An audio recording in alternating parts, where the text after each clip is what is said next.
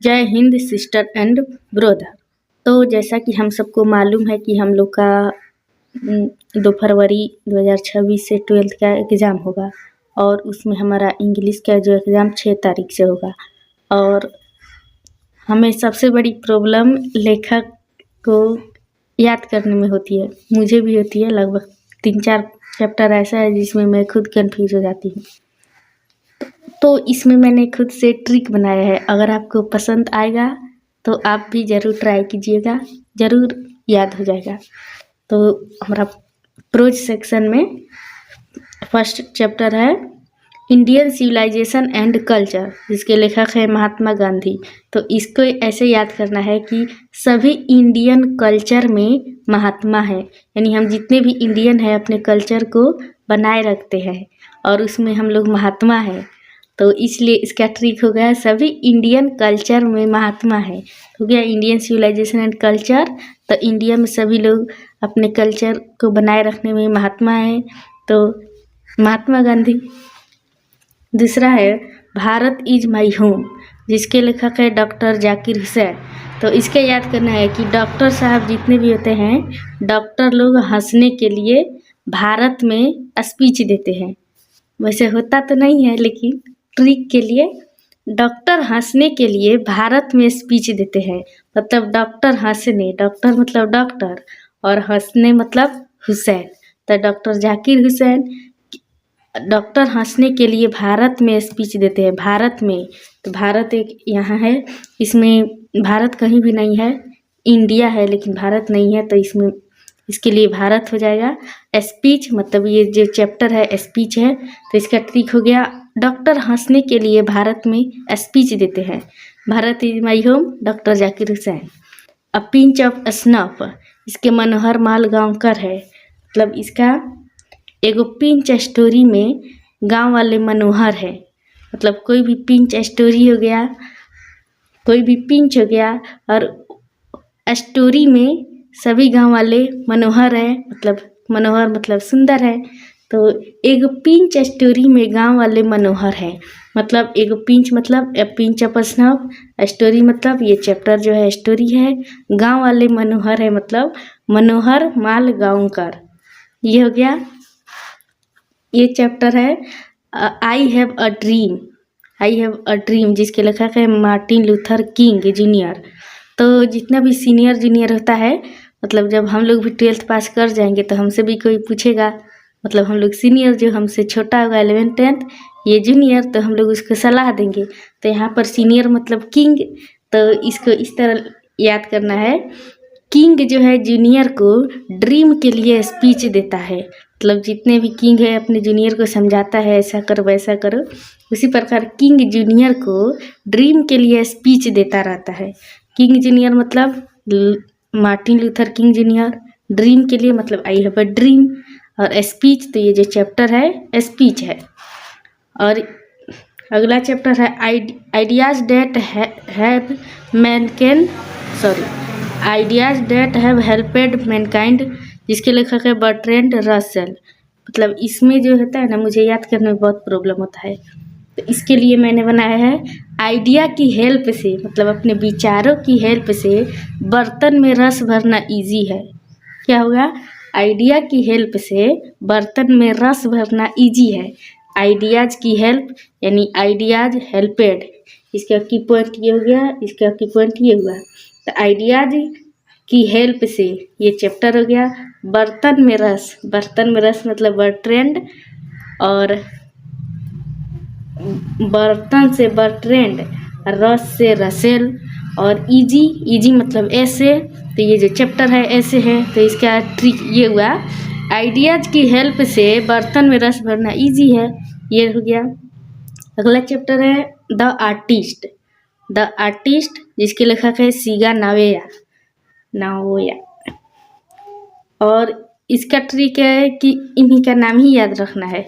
मतलब जो भी आएगा ऑब्जेक्टिव या जो मिलान करने वाला, इसमें नाम तो दिया रहेगा ना, तो उसी प्रकार से सीगा नावेया एक आर्टिस्ट की कहानी सुनाते हैं। सीगा नावेया एक आर्टिस्ट की कहानी सुनाते हैं। सीगा नावेया जो हो गया राइटर हो गए, एक आर्टिस्ट मतलब द आर्टिस्ट, की कहानी सुनाते, मतलब ये जो चैप्टर है कहानी है, तो सिगर नाम एक आर्टिस्ट की कहानी सुनाते हैं। और अगला है a child is born, a child is born जिसके लेखिका है जर्मन ग्रीर। और इसका जो ट्रिक है, एक बच्चे के जन्म के लिए जर्मनी में गिरना इजी है।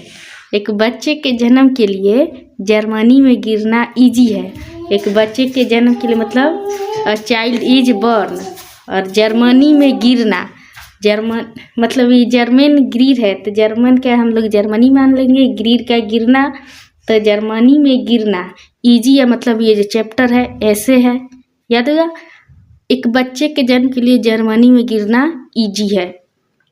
ये अगला है how free is the press, जिसके लेखक डोरोथी एल सेयर्स, DL सायर्स।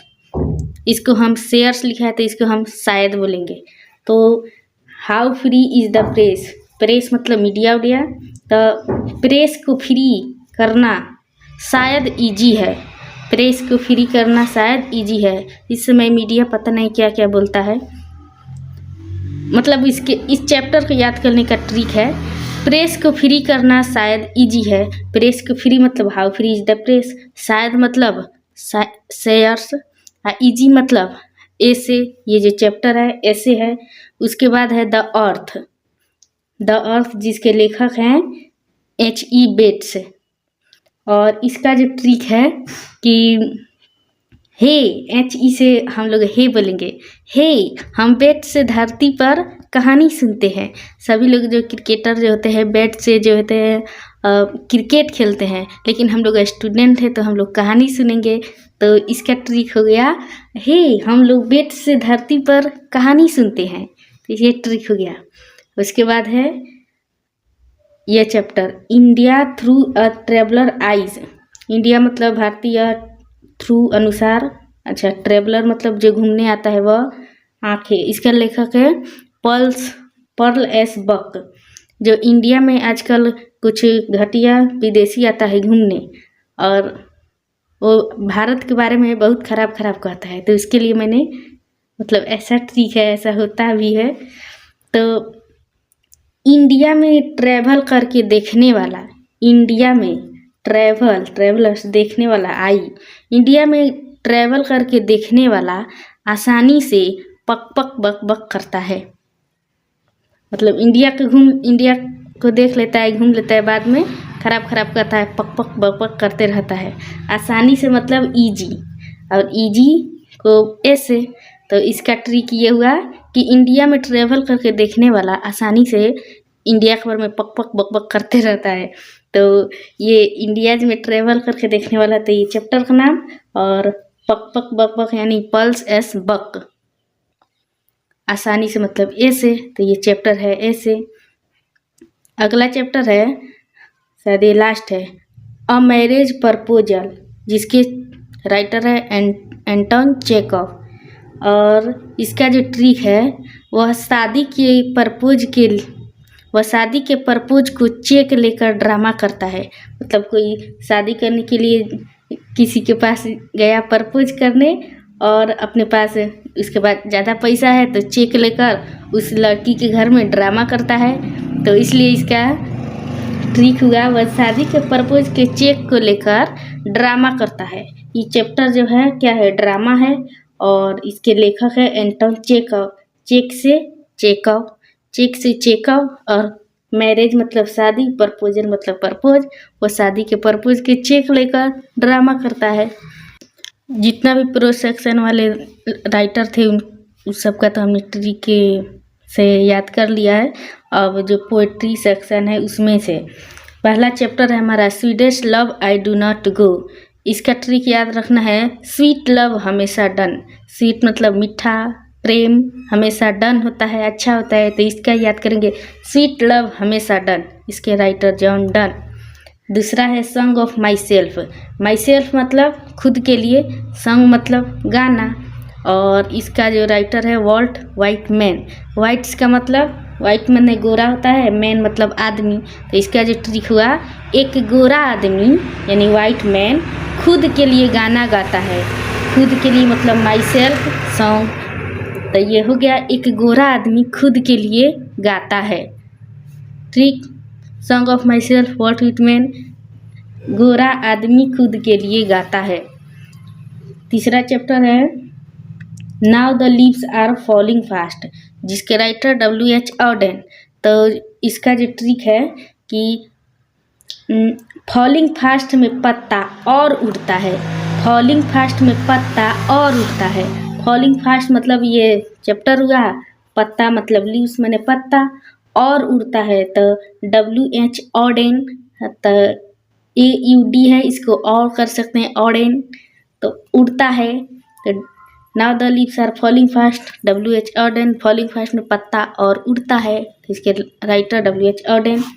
चौथा नंबर है ऑड टू ऑटम, जिसके लेखक है जॉन कीट्स। जो इसका ट्रिक है कि ऑटम मान लीजिए कोई सीजन है, और ऑटम सीजन में जो होता है बहुत कीट पतंग होते हैं, ऑटम सीजन में कीट होते हैं, तो राइटर होंगे John Keats. Ode to autumn, autumn में कीट होते हैं, तो इसलिए राइटर जॉन कीट्स हो गया। एन इपिटॉफ, इसके राइटर हैं वाल्टर डे ला मेयर। इसका बहुत आसान है, इसका याद करना है कि एक इपिटॉफ नाम का आदमी वाटर में ढेला मारता है। एक इपिटॉफ नाम का आदमी वाटर में ढेला मारता है, इसलिए इस चैप्टर के लेखक हुए वाल्टर डे ला मेयर। एक इपिटॉफ नाम का आदमी वाटर में ढेला मारता है, तो वाल्टर डे ला मेयर। अगला है द सोल्जर्स, इसके लेखक हैं रूपर्ट ब्रूक। तो इसका याद रखना है, सोल्जर्स बुक पढ़ने में एक्सपर्ट होते हैं, फौजी जो होते हैं बुक पढ़ने में एक्सपर्ट होते हैं। इसका ट्रिक यही है, सोल्जर बुक पढ़ने में एक्सपर्ट होते हैं, तो सोल्जर मतलब सोल्जर चैप्टर, सोल्जर बुक पढ़ने में एक्सपर्ट होते हैं, बुक से मतलब ब्रूक, एक्सपर्ट रूपर्ट। तो इसका ये हो गया, सोल्जर बुक पढ़ने में एक्सपर्ट होते हैं, तो इसके the soldier Rupert Brooke, book से ब्रूक और एक्सपर्ट से रूपर्ट, ये हो जाएगा। Macavity the mystery cat, Thomas भले T.S. इलियट, कैट इलियट, ऐसे ये याद होगा। उसके बाद फायर हाइम, जिसके लेखक है KKN दारूवाला। तो इसका ट्रिक हुआ, कौन दारू वाला आग लगाता है, कौन दारू वाला आग लगाता है, कौन से KK और 9 से N, दारू वाला, तो दारू वाला आग लगाता, आग के फायर, तो कौन दारू वाला आग लगाता है। दूसरा चीज़ स्नेक, जिसके लेखक है D.H. लॉरेंस। तो इसके ट्रिक है, लॉरेंस बिश्नोई सांप से डरता है, मतलब वो तो डरता नहीं है, लेकिन ट्रिक के लिए लॉरेंस बिश्नोई सांप से डरता है। तो स्नेक के राइटर D.H. लॉरेंस बिश्नोई सांप से डरता है। माई ग्रैंड मदर हाउस, कमला दास। हम सब दादी, सबके घर में दादी होगी, और दादी का हम लोग क्या है, दास है। तो इसका ट्रिक ये हो गया कि मैं अपने दादी के घर में दास बनकर रहती हूँ, अब जो लड़का वगैरह रहता हूँ, तो हम सब अपने दादी के घर में दास बनकर रहते हैं। तो इसके राइटर हो गए कमला दास, इंडियन राइटर है ये। माई ग्रैंड मदर हाउस, मैं अपने दादी के घर में दास बनकर रहती हूँ, दास का कमला दास। दादी के घर, दादी मतलब ग्रैंड मदर, हाउस घर हो गया। अब हमारा आ गया समरी कैसे लिखें। तो समरी लिखने के लिए सबसे पहले ये सोचना पड़ता है कि हम किसके बारे में, कौन से चैप्टर का समरी लिख रहे हैं। फिर जब ये मालूम चल गया तो फिर उसके लेखक कौन है ये, और फिर अगर हम उस चैप्टर को पढ़े होंगे तो उससे कुछ कुछ बातें तो हमें याद आएगी ही। तो सबसे ये जब याद आएगी तो सिंपल ट्रांसलेशन में इसे लिख लेंगे।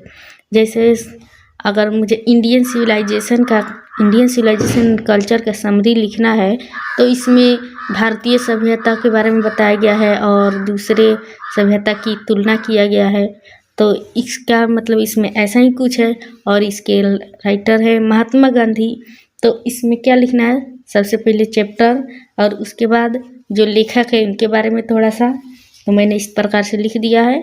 और फिर उस चैप्टर में जो जो हम लोग पढ़े हैं थोड़ा थोड़ा भी सिंपल ट्रांसलेशन के अनुसार ये लिख देंगे तो बहुत बढ़िया से लिखा जाएगा। मैंने इंडियन सिविलाइजेशन के ये लिखा है। Indian civilisation and culture is written by Mahatma Gandhi. He was a freedom fighter, great leader and Indian writer थे। बस इतना लिख लिए। और इस चैप्टर में महात्मा गांधी कहते हैं कि हमारी सभ्यता जो है बेटर देन अदर सिविलाइजेशन, मतलब दूसरी सभ्यता से अच्छी है। और यही सिंपल ट्रांसलेशन अनुवाद करके थोड़ा थोड़ा हिंदी सोच के समरी लिख सकते हैं। समरी भी लिखा जाएगा। अगर आपको चैप्टर का थीम याद है, अगर आपको इंग्लिश ज़्यादा आता है तो आप और चैप्टर का थीम भी लिख सकते हैं। समरी में यही तो लिखना होता है। उसके बाद हमारा आ गया एक्सप्लेनेशन।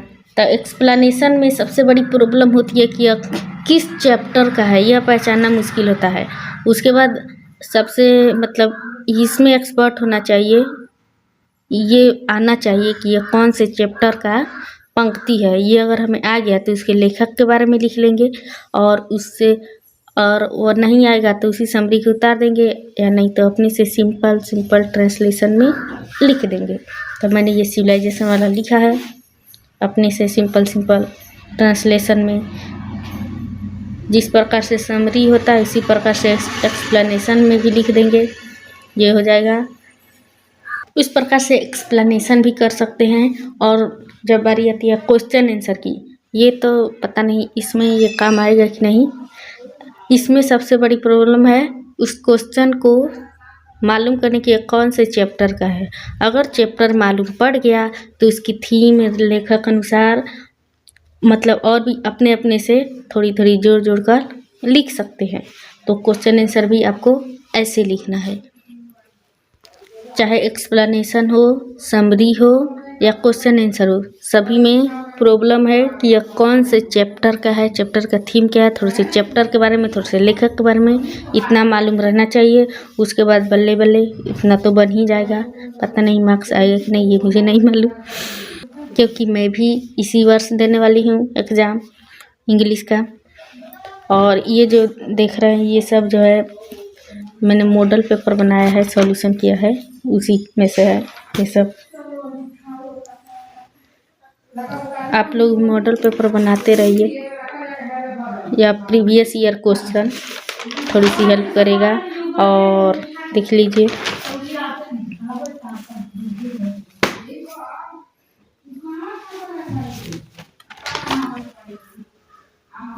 और ये थी। तो उम्मीद करती हूँ आपको ये वीडियो बहुत अच्छा लगा होगा और इसे शेयर ज़रूर कीजिएगा। Thank you.